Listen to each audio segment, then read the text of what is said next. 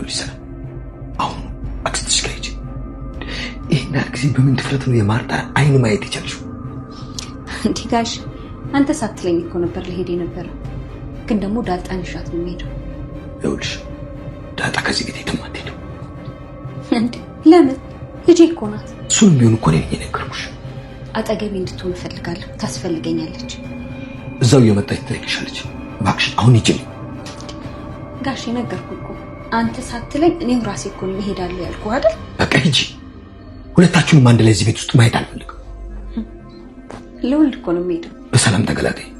ከዛ በኋላ ግን ወደዚህ ቤት ተመልሰሽ እንዳትመጪ። አይ ጋሽ ከኔ እኮ 2 ልጅ ነው ያለክ። እነዛ ልጆች ደግሞ የዚህ ቤት አካል ናቸው ማለት ወራሾች ናቸው። ይኸውልሽ ሰላም ስለምትናገረው ነገር ደንታ የለኝም። ስለ ገንዘብ፣ ስለ ሀብት፣ ስለ ውርስ ከሆነ የምታወሪው እኔ ስለሱ አይነት ነገር ደንታዬ ጉዳይ አይደለም። እሺ ይኸውልሽ እኔ ማለት በምድር ላይ ሊጠገን የማይችል ስብራት ሚስቴ ላይ ያደረስኩ ጨካኝ መጥፎ ሰው ነኝ። እሺ መጥፎ። እስቲ ጋሼ መጀመሪያ በሰላም እንውለድ፣ ከዛ በኋላ ሁሉንም ነገር እናወራለን። በቃ አሁን ከዚህ ቤት ውጪ። ይኸውልሽ ከመውጣትሽ በፊት አንድ ነገር ልንገርሽ። መጀመሪያውኑ እኔን ልትበቀይ ከመፈለግሽ በፊት የማርታ ደግ ልብ ለትንሽ ደቂቃ ብታስቢው ደስ ይለኝ ነበር። ጋሼ እኔ አንተን ለመበቀል በጭራሽ አላሰብኩም። ያጣኋትን ልጄን ለመተካት ነበር ያደረኩት። በቃኝ፣ ውጪልኝ አሁን።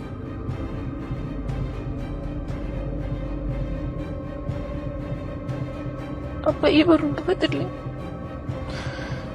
እንደ አባዬ እንደ እናቴ ሙትች እንደ አባዬ።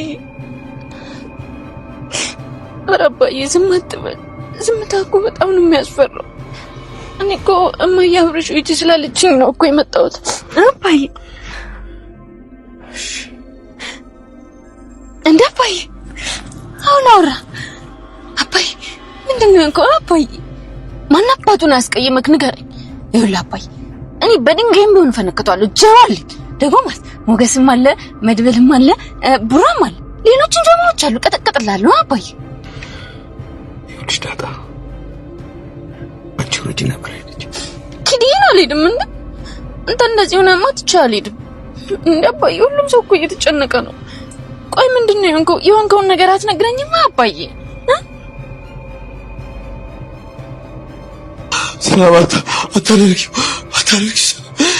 ሰላም ሚስጥር አወጣች። የደበቀችውን እስከዛሬ ድረስ በጣም ብዙ ሚስጥር ደብቃ ነበረ። ዳጣን ከሱ እንደወለደች አልተናገረችም ነበረ። አሁን ደግሞ ሁለተኛም የተረገዘው ልጅ የአቶ ደረጀ መሆኑን ሲሰማ በቃ ሰላም እናገራለሁ መውለጃዬ ሲደርስ ብላል ነበረ። ምጥ ሲይዘኝ ብላል ነበረ እንደትያቸዋት። ከዚያም ለአቶ ደረጃ አሁን መውለጃዋ ሰዓት እየደረሰ ስለሆነና ከዛ ቤትም ልትወጣ ስለሆነ ለደረጃ ነገረችው አባትነቱን።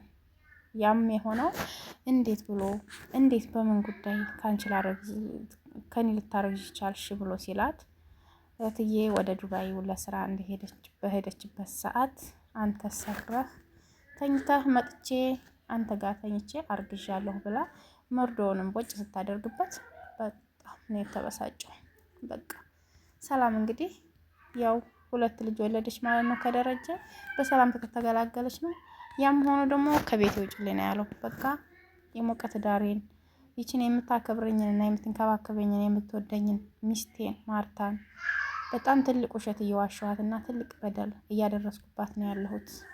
ስለዚህ ከቤት ውጭልኝ ሲላት እሷ ደግሞ እወጣለሁ ጋሼ አንተ ሳትለኝ እኮ እኔ አክስቴ ጋር ልውለድ ብዬ እወጣለሁ ብያችኋለሁ።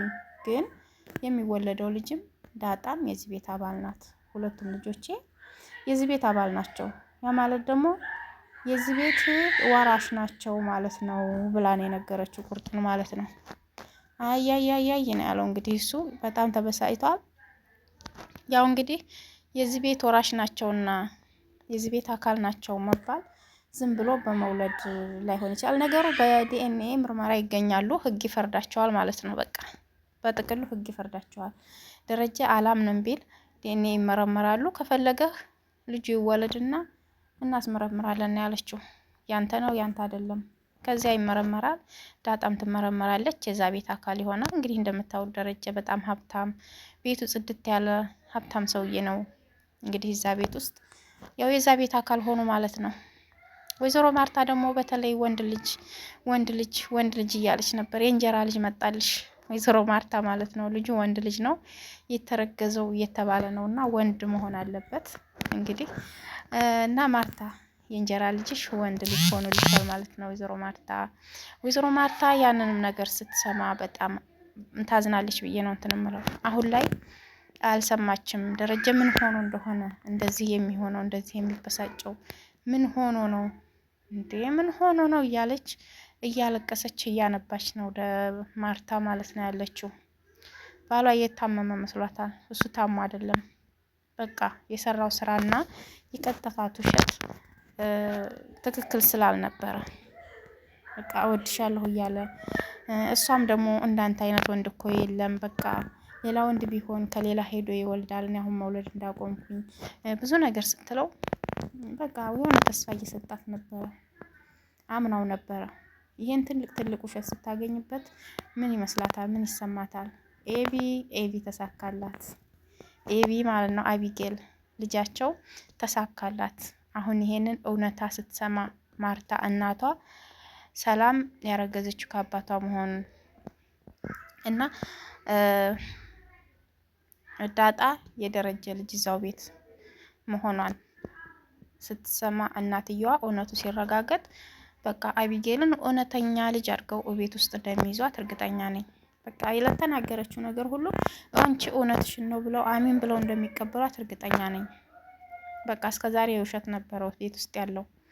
አቢጌል ትክክለኛ ሰው ናት። የጠረጠረችው ነገር ሁሉ እየተሳካላት ነው። ስለዚህ አቶ ደረጀ በጣም ትልቅ ጭንቀት ውስጥ ነው። ሰላምም እንደዚያው። ሰላምም ትልቅ ጭንቀት ውስጥ ናት። በቃ ማርታ ግን ምስኪን ባላወቀችው ነገር ምን ሆና ነው? ሰላም አዳሯን እኮ አልተኛችም፣ ስታለቅስ ነው ያደረችው። ምንድን ነው? ምን ተናግራችኋት ነው? ምን አስቀይማችኋት ነው?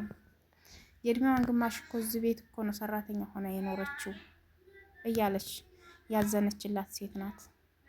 ሰላም ግን ተንኮል እየሰራች ነበረ ማለት ነው። እሺ ሰላም እንግዲህ ይህንን ተንኮል የሰራችው ደረጀ ሳይሆን ሰላም ናት። ሄዳ ደረጀ በተኛበት ሰክሮ በተኛበት ሄዳ እንድታረግዝ ያደረገችው። ያም ደግሞ ተናግራለች። የጠፋችውን ልጄን ለመተካት ብዬ ነው። ልጄን እንትን ባደብቁብኝ ይሄ ነገር አይከሰትም ነበር ነው ያለችው። ትልቅ በቀል ትልቅ በቀል ነው የተበቀለችው ደረጀን። አሁንም እና ልጅ እኔ ልትበቀኝ ማለቱ ልጅ ነው የመጣው። ይሄ በቀል አይደለም ደረጀ፣ ልጅ ነው የመጣልህ። እንደውም ወንድ ልጅ መሰለኝ። ወንድ ልጅ እየተባለ ነው። ወንድ ልጅ ስለሌለ ወንድ ልጅ ነው የሚወለድልህ። በሰላም ትውለድልህና ወደ ቤቷ ስትመጣ እንግዲህ ቤቷ ጠቅልለህ ወይም ቤት እንግዲህ ማን ቤት ውስጥ እንደሚኖር እዚህ ጥልል ያለ ጽድት ያለ ቤት ውስጥ ማን እንደሚኖር በቀጣይ ቪዲዮ የምናየው ይሆናል። ሰላም ናት የምትኖረው? ማርታ ናት የምትኖረው እዛ ቤት ውስጥ ወይንስ ሁለቱም ናቸው የሚኖሩት? አላቅም። ደረጀ በአንድ በኩል ያሳዝናል፣ በአንድ በኩል ደግሞ የወንድ እንደዚህ መሆንን ያስረዳል። ይሄ ድራማ እንደዛ ብዬ ነው የምረዳው። ወንዶች እንደዚህ እየሸወዱ ሚስቶቻቸውን ምናምን የሚያደርጉት ነገር ከጀርባቸው ሌላ ነገር ኖሮ ከፊት የሚደልሉት ነገር ያ ነገር ይሰማል። አቢጌልና እንትና እንግዲህ እንደዚህ ሆነዋል ማለት ነው። እና እሱ ግን እኮ አይፈልጋትም። አቢጌል እንግዲህ የግድ ትጣበቅበታለች። እሱ ግን ውይ በቃ ያሳዝናል ግን እና ይሄን ይመስላሉ ቤተሰቦቼ። በቀጣይ ቪዲዮ ምን እንደተከሰተ ምን እንደመጣ ምን እንደሆነ የምናይ ይሆናል።